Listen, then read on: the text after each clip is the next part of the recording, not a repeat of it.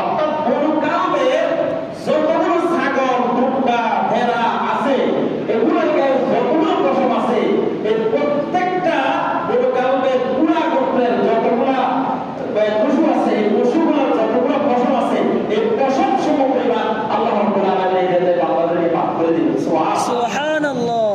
আর আপনি বলেন তো নরমালি একটা ছাগলের মধ্যে কয়টা পশম আছে আপনি বলতে পারবেন?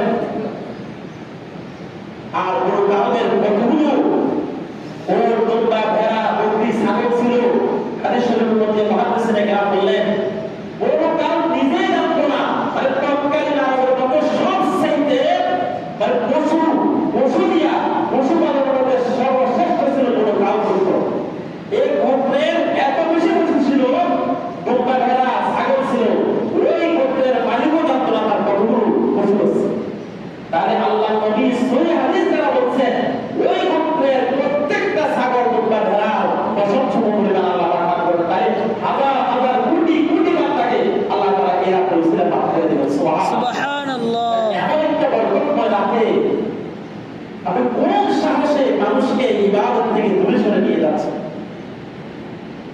এখন কথা বললাম, আচ্ছা মনে করেন এর রাত নাই, কোন আলো নাই, হাদিসও নাই, কোন আমল করা হয় না।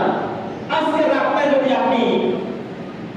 রাতে যদি নফল নামাজ পড়েন, তাকবীরের নামাজ পড়েন, আপনি কোরআন তেলাওয়াত করেন, জিকির আজকার করেন, সালাত ও তাসবিহ নামাজ পড়েন, আচ্ছা এটা কি সওয়াব হবে না?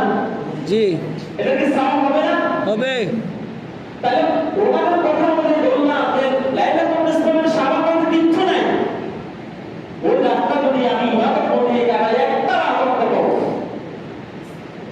তাহলে তো ওনাদের কথা বলে যে না এর কোনো ফজিলত নাই, তাহলে তো আমরা কোরআন হাদিস থেকে সরাসরি ওনাদেরকে তখন বললাম যে ভাই ঠিক আছে এই রাতের কোনো ফজিলত নাই, আমরা যদি কোরআন তেলাওয়াত এখন করি তাহলে এটা ফজিলত আছে।